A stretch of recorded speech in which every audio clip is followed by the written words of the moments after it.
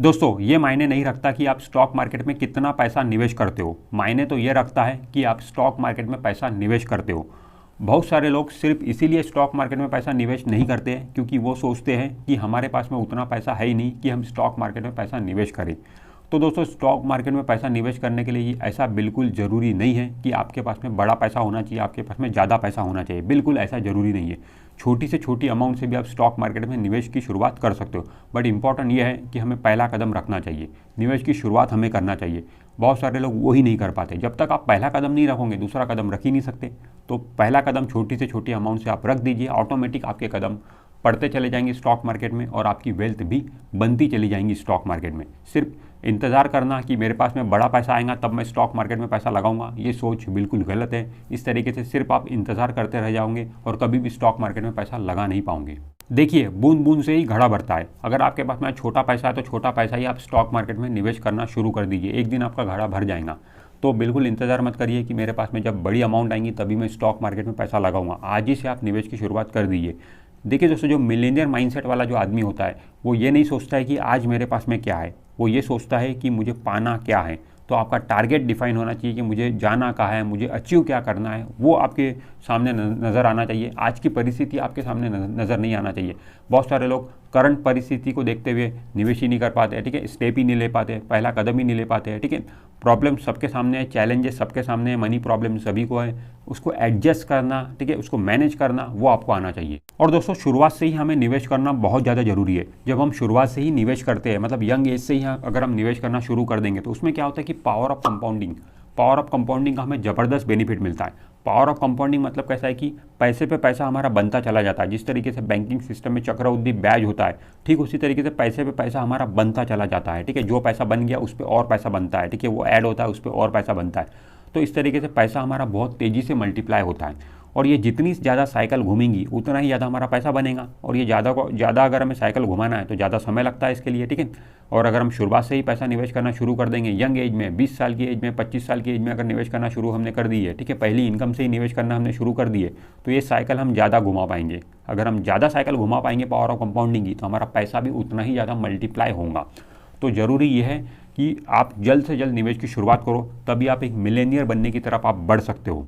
देखिए दोस्तों, आपको अपनी मंथली इनकम का एटलीस्ट 20% सेव करके इन्वेस्ट जरूर करना चाहिए, ठीक है।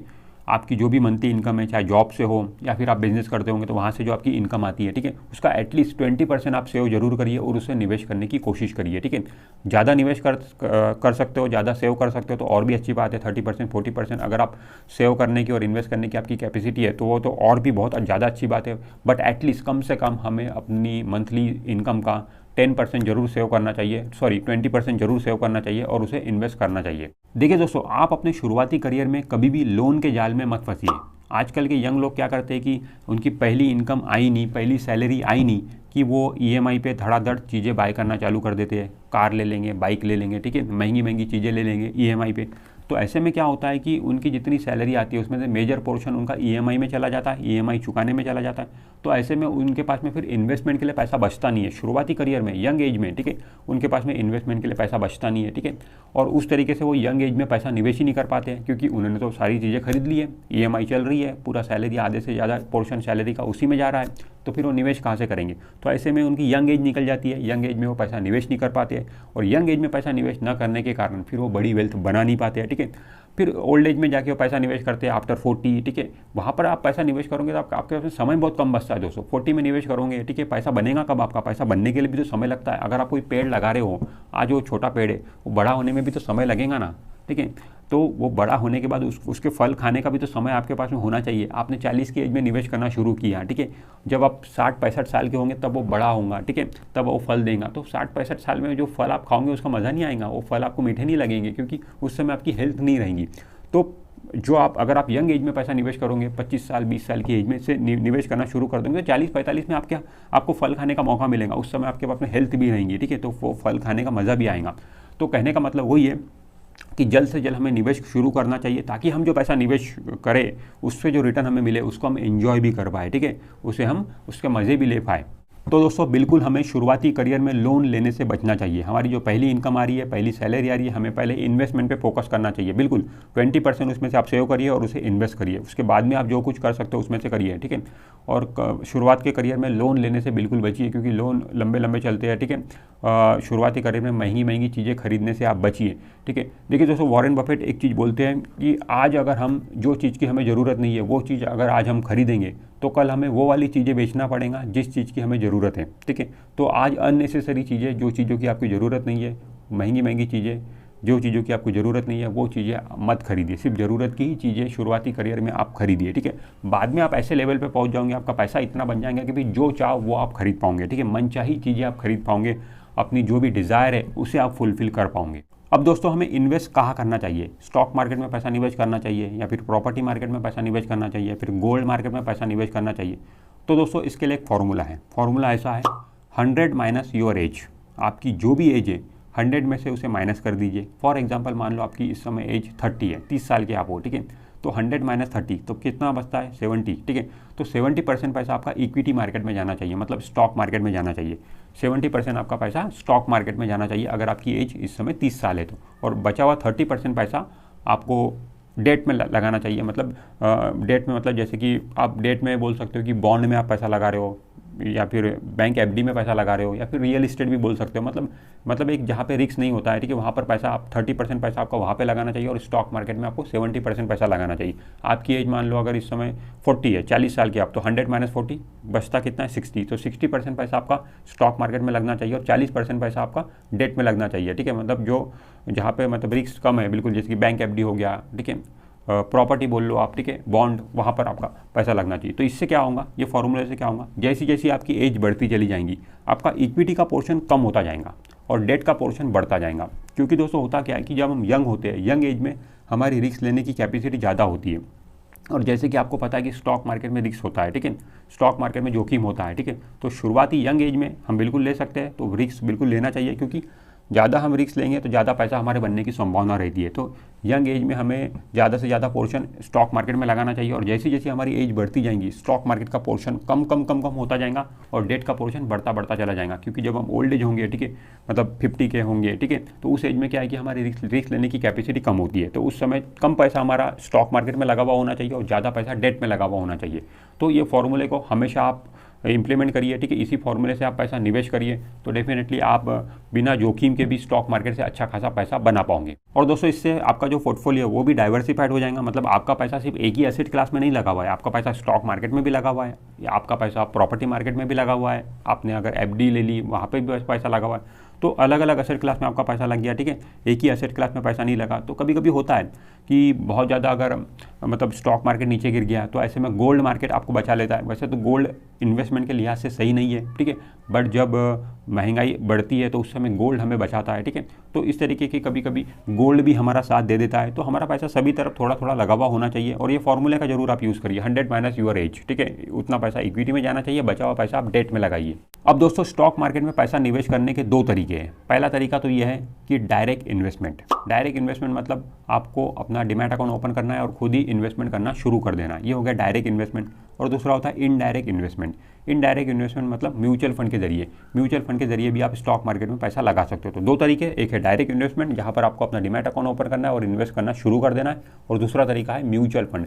म्यूचुअल फंड के जरिए आपको स्टॉक मार्केट में पैसा लगाना है। तो ये दोनों में से कौन सा तरीका सही है आपके लिए, तो ये डिपेंड करता है आप पे, ठीक है।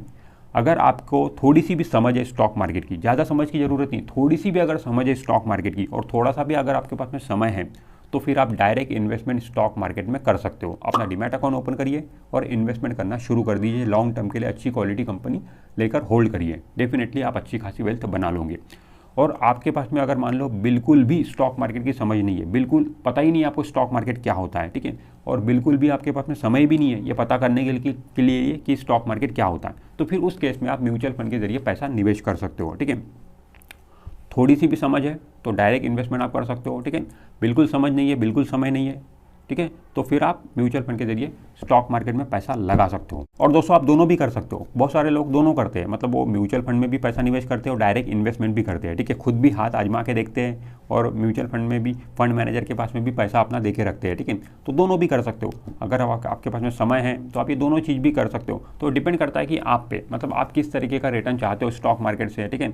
मतलब आप डायरेक्ट इन्वेस्टमेंट जब करोगे स्टॉक मार्केट में, उसमें ये हम एक्सपेक्ट रहती है कि हम ज़्यादा रिटर्न बनाएं। म्यूचुअल फंड जो रिटर्न हमें देता है साल का, मान लो 13%, 14%, 15% का रिटर्न अगर म्यूचुअल फंड दे रहा है, तो हमारी कोशिश यही होती है कि म्यूचुअल फंड के रिटर्न से ज़्यादा रिटर्न हम बनाएं, ठीक है, डायरेक्ट इन्वेस्टमेंट करके। तभी तो हम इतनी मेहनत करते हैं ना डायरेक्ट इन्वेस्टमेंट करने में। फिर मतलब ही क्या है, अगर म्यूचुअल फंड से भी कम रिटर्न अगर हम बना पा रहे हैं डायरेक्ट इन्वेस्टमेंट से, तो फिर मतलब नहीं है हमारा डायरेक्ट इन्वेस्टमेंट करके।